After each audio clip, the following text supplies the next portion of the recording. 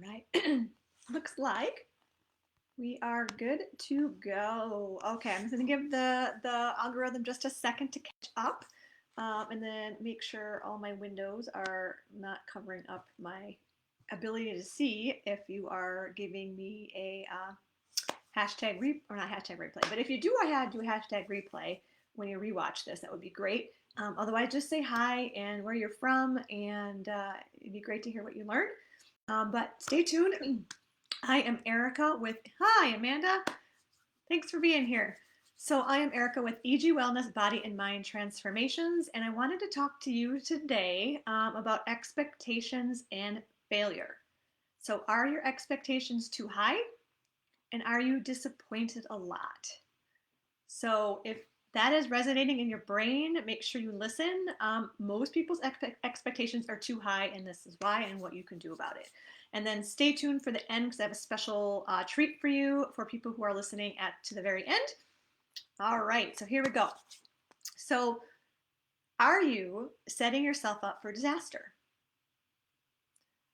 So, as we know, at least most of us do, we are very good at setting ourselves up for failure, and our expectations are a huge part of this.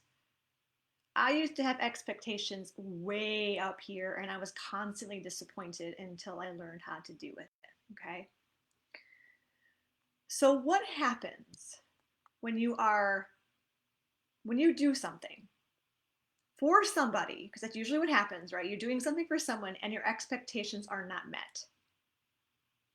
If you want to say in the chat box, go ahead, or even in the replay. So, what happens? What do you feel like? This has happened to everybody at some point. Just some people, it reacts to them more. Okay. You probably feel angry, frustrated, or sad, right? There's many emotions, but those are the big ones. And they are totally normal human feelings, and I want you to know that. Okay. So, we need to feel these feelings. We need to acknowledge those feelings. A lot of us like to just bury our feelings, and guess what happens? They end up turning into our subconscious programming, and we base all of our decisions based off of that. And that's not a good place to be. Okay. We're mad, and then we stay mad. Those micro traumas stay inside of our body and cause disease. So, but what you do about this is the key. Okay. So you're going to feel these feelings, but what you do about it next is where we need to make the changes. And this is where the key is. Okay. So think about this for a minute. So take the same scenario. Outcome number one. So you just got all mad and angry, whatever. So outcome number one, your hairs are all ruffled, right? After this incident. And you can feel that in the pit of your stomach. Everybody's felt that, right? Or scenario two, you feel it, you process it, and then just walk away and not care. That feels much better, right? Of course it does. Of course it does. And did that choice change anything about the outcome of the other person? No, because it already happened, and what happens is on you. That person's not going to care how you react, right? That person is often out of the picture, but you come home with these feelings of resentment and anger. So, what you do next is important. So, remember, they did not make you feel that way because nobody can make you feel a certain way. Only you can make yourself feel a certain way. You still have choice here. Everybody has choice. You can choose to fly off the rails, or you can choose to process what's happening and move on. Okay? Does that make sense? I know it's a hard pill to swallow, right? It took me a long time to get there. But we have the power to change our thought because everything starts with a thought, okay? The thought turns into a feeling, and that feeling turns into an action. So you can see how that cycle can continue. But have you noticed that some things don't bother you, and you may wonder why it bothers somebody else, or vice versa? That bothers me a lot. Why doesn't it bother them? That bothers them a lot. Why doesn't it bother me? So this is because we all have different values. And your values in this instance were being crossed. But guess what? That person does not have the same values as you. Nobody has the same values. A lot of your friends will have similar values because that's why you're friends. You guys resonate with each other. But there are so many people in the world and everybody grew up differently. They're going to have a different set of values than you. Okay, so when that trigger comes up, because there's always triggers, right? There's always a person, place, a thing, a time, right? So when that trigger comes up and you feel a certain way and your values are being stepped on, because that's what creates it, this is what's driving that feeling.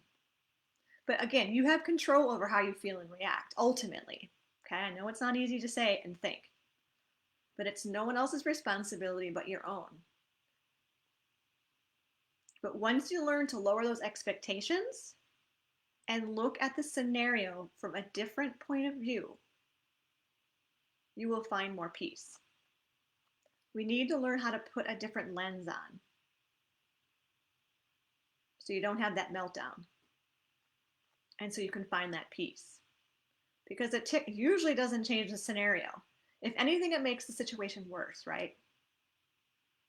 But you're the one that's suffering, not that other person. Half the times they don't even know what happened. They don't even know you went home and got all pissed off, or you're driving home and spending an hour of your time ruminating over it. Right? So no one's perfect, right? And you don't have to be. And that's the beauty, right? We're human beings, okay? I want to normalize this. It's good. You have to feel these feelings. But we need to learn how to process them, realign them. And this will open new doors for you, okay?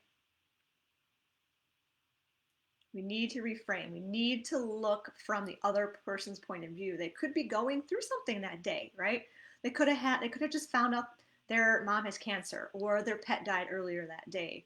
Or again, they don't have the same values as you. So if they don't respect time like you do, there's going to be some headbutting there, right? But you can't change other people's values and expectations yourself. So we have to learn to change that expectation of ourselves and how we react to it. It's a process, but it's really important. Okay, otherwise you will set yourself up for misery and it will repeat over and over and over again. I have been there. It's extremely important. Okay, so if you want to break through those barriers, such as expectations, boundaries, self-control, like the overeating, there's a lot of things when it comes to control, and getting those thoughts to align, that will naturally start to allow you to lose weight long term because we're holding on to all of that baggage, that emotional baggage that doesn't allow us to release the stress. We're always under chronic stress. So if you have a very heightened sense of being angry all the time and frustrated all the time and you're not sleeping well because you're ruminating over the thoughts, this is going to ultimately affect your ability to lose weight. Okay, because you're increasing that stress hormone and that messes with your cortisol levels and your glucose levels. Okay. So, what I want to offer you, okay, for those of you who are listening on replay, listening a couple days later, I am offering next week. Okay, so we do need to book in the next few days because it's going to be a 3-day food diary, and I'll obviously have to give you instructions. But I'm going to do a 3-day food diary review in return for a research call for women 35 to 50 who have lost weight but can't keep it off due to lack of motivation, consistency, and the fact that diets just suck and you're tired of eating like a rabbit. Okay, so I'm looking for women. You need to share the video with somebody this might be relevant for. That would be great. You can always text your friend, let them know, get them in contact with me. I do have contact information in the description tab, so you can always get a hold of me that way. But give me your biggest takeaway when you get done listening to this or any questions that you may have, and I will circle back and look at the comments. But again, thank you very, very, very much for watching.